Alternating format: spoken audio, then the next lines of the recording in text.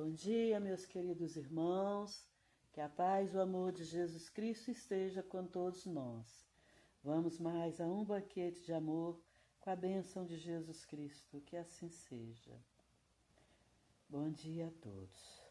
Cuidar do corpo e do espírito. A perfeição moral consiste na maceração do corpo? Para resolver essa questão, vou me apoiar em princípios elementares e começo por demonstrar a necessidade de cuidar do corpo, que, segundo as alternativas da saúde e de doença, influi de maneira muito importante na alma, que se deve considerar como cativa na carne. Para que essa prisioneira viva, se expanda e conceba mesmo as ilusões de liberdade, o corpo deve ser sadio, disposto, forte. Sigamos essa comparação. Aqui estão ambos em perfeito estado. Que deve fazer para manter o equilíbrio entre suas aptidões e suas necessidades tão diferentes? Aqui dois sistemas se defrontam: aquele dos ascetas, que querem aniquilar o corpo, e aqueles do materialista, que querem rebaixar a alma. Duas violências que são quase tão insensatas, tanto uma quanto a outra. O lado desses dois grandes partidos formigam uma numerosa tribo dos indiferentes, que sem convicção e sem paixão amam com tédio e se alegram com a economia. Onde está então a sabedoria? Onde está a ciência de viver? Em parte alguma. Esse grande problema fica sem solução se o Espiritismo não viesse em auxílio dos pesquisadores, demonstrando-lhes a relação que existe entre o corpo e a alma, dizendo-lhes que, visto serem necessários um ao outro, deve-se cuidar dos dois. Amem, portanto, sua alma, mas cuidem também do corpo, instrumento da alma. Desconhecer essa necessidade, a própria natureza indica, é conhecer a lei de Deus. Não castigue o corpo pelas faltas que seu livre-arbítrio o induz a cometer, e pelas quais ele é tão responsável como o cavalo mal dirigido, pelos acidentes que causa. Serão, portanto, mais perfeitos se martirizarem o seu corpo, não ficarem menos egoístas, menos orgulhosos e mais caridosos para com o próximo? Não, a perfeição não está nisso. Está por inteiro. Reformas que fizerem seu espírito passar. Dobrem-no, submetem-no, humilhem-no, mortifiquem-no. É o meio de torná-lo dócil à vontade de Deus, o único que conduz à perfeição. Jorge Espírito Protetor, Paris, 1863. Então, meus queridos irmãos, cuidar do corpo e da alma. Então, nós seres humanos nascemos e morremos muitas vezes para o nosso crescimento moral e espiritual, porque a vida não dá passos largos. Então, muitas vezes a pessoa vem no corpo com tendência para engordar. Aí, se ela quiser ter uma boa saúde, ela vai ter que manter o seu equilíbrio emocional e espiritual para fazer um exercício, para comer uma alimentação saudável que não faça engordar e que ajude ela a manter pelo menos um peso mais ou menos equilibrado para ela poder ter saúde. Porque se tem a tendência a engordar e ficar comendo coisa que não deve, logo esse corpo vai ficar muito doente e não vai viver o tempo que ele precisa, né? Então, conforme o que o corpo passa, a alma sente. E se a pessoa emocionalmente está para baixo, deprimida, o corpo sente, porque aí a pessoa vai comer desesperadamente tudo que não deve. E, consequentemente, esse corpo vai ficar mais doente. Por isso é que precisa do equilíbrio. Como eu li a história de um homem que era gordo, comia muito, ele foi fazer aquela operação do estômago para diminuir, para ele emagrecer. Aí ele desencarnou na mesa de operação. Quando chegou na espiritualidade, ele falou assim, mas eu estava fazendo uma operação para me poder ter mais saúde e coisa. Aí eles falaram com ele, não, você pediu para vir com essa tendência de ser gordo, para você, como não conseguiu em outra vida, nessa conseguir, através do seu equilíbrio, do seu esforço, manter um corpo mais magro, mais saudável. Você procurou o caminho mais fácil, que seria a operação. Com isso, você não estava aprendendo. Então, é uma coisa que o espírito tem que se esforçar. Não, eu não posso ficar assim, deixa eu fazer uma caminhada, deixa eu fazer um esforço, deixa eu fazer a minha parte para me ter saúde. Porque Deus está cuidando de mim, quem não está cuidando de mim sou eu. E a mesma coisa quando as pessoas que querem ficar muito magra, às vezes come, faz vômito, faz dietas terríveis, o corpo fica doente também. Não é porque está magro que vai ter saúde. Tem que ter o equilíbrio. Tudo que é desequilíbrio em nossas vidas nos torna doentes, tanto no corpo, como no mental, como no espiritual. Antigamente os padres costumavam flagelar o corpo, né? Que aqueles cintos que vinha com ferrinho na ponta, que eu esqueci como é que chama, flagelavam o corpo, ainda mais se cometesse algum pecado, né? Aí que batia mais ainda, ou se batia para evitar que pecassem. Mas hoje em dia não é isso que Jesus nos pede. O que ele nos pede é a gente sim cuidar da nossa perfeição. Se a gente tem tendência a comer muito, a gente sim flagelar o nosso corpo.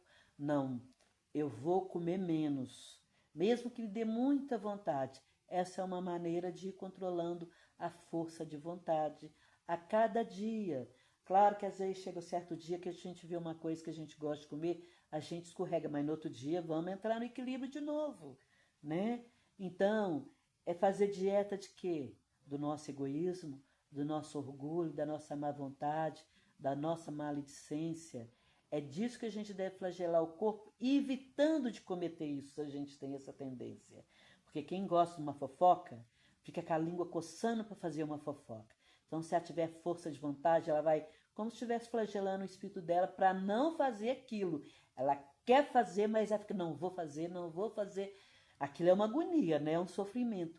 Mas se a pessoa se esforçar no dia a dia, ela vai conseguindo vencer todos os maus hábitos. Assim como a pessoa que bebe muito, que se droga, tudo isso é suicídio inconsciente. A maledicência, a fofoca, tudo isso é suicídio inconsciente, né? Então, o que a gente tem que equilibrar dentro da gente? O nosso pensar, o nosso sentir, o nosso falar e o nosso agir, para que seja de acordo com a vontade de Deus. E cuidar do nosso corpo e da nossa alma, através da caridade, do amor, da boa vontade. Assim a gente vai ficando cada vez mais forte, confiando cada vez mais em Deus, procurando nos fortalecer através da oração, de ler bons livros. Mesmo que a gente tenha aquela má tendência, a gente vai se fortalecendo para não cometer aquilo, pedindo a Deus força, que ampara, que nos ilumine, que a gente consiga vencer a nós mesmos, porque nós não temos que vencer ninguém, a não ser a nós mesmos. As nossas más tendências é que a gente tem que vencer. Então, tem pessoas que não acreditam em Deus, são materialistas. Então, uns acham que flagelando o corpo vai para o céu. Outros acham que não precisa cuidar da alma, mas a gente tem que cuidar da alma e do corpo. Cuidar do corpo através de um bom exercício, uma boa alimentação.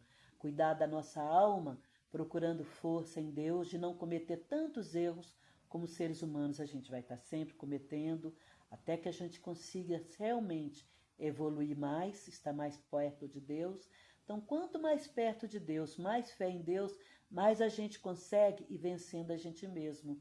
Com isso, a gente está alimentando a nossa alma com os bons pensamentos, bons sentimentos e boas leituras, né? Essa semana, já é a terceira vez que eu leio o livro Vianney, o Cura de Ares, o romance de Carlos Bacelli, escrito pelo irmão José, que conta a história de um padre lá na França. O que ele fazia, ele porque já era um espírito iluminado, porque ele foi... Esqueci o nome dele, é João... Esqueci o nome dele. Sei que ele foi aquele irmão que no tempo de Jesus Cristo, quando Jesus foi crucificado na cruz, ele foi lá pedir Pilatos para liberar o corpo de Jesus, pegou na sua loja um linho mais puro que tinha para enrolar o corpo de Jesus e doou, que naquele tempo era tipo assim numa caverna que sepultava, ele tinha um lugar lá que era para o sepultamento dele. Ele doou aquela caverna, digamos assim, para sepultar o corpo de Jesus. E ele ficou ali, ele era um homem de luz, quer dizer, depois disso ele reencarnou muitas e muitas vezes.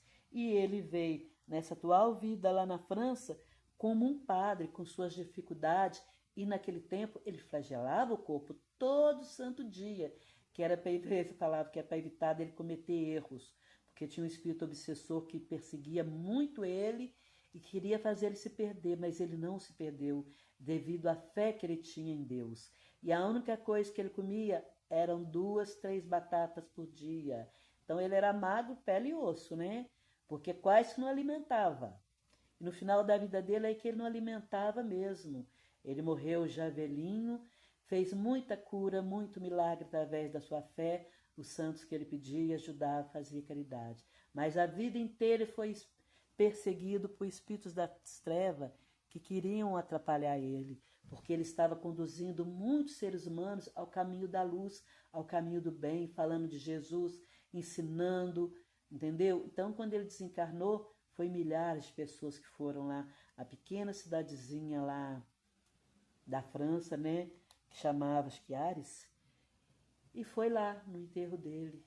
Então, a vida dele é incrível. Então, você quer sentir fortalecido, procurar ter fé e força em Deus, e um empurrãozinho a mais, é só ler esse livro, porque ele é maravilhoso. Eu já li ele 3 vezes, eu vou ler mais vezes. Então, naquele tempo, os padres, sim, se flagelavam, mas hoje em dia a gente não tem que fazer mais isso, mas sim nos esforçar para libertarmos de nossas fraquezas morais e espirituais, buscando mais a benevolência para com o próximo, o amor, a caridade, o perdão, a fraternidade, que é isso que Jesus nos pede.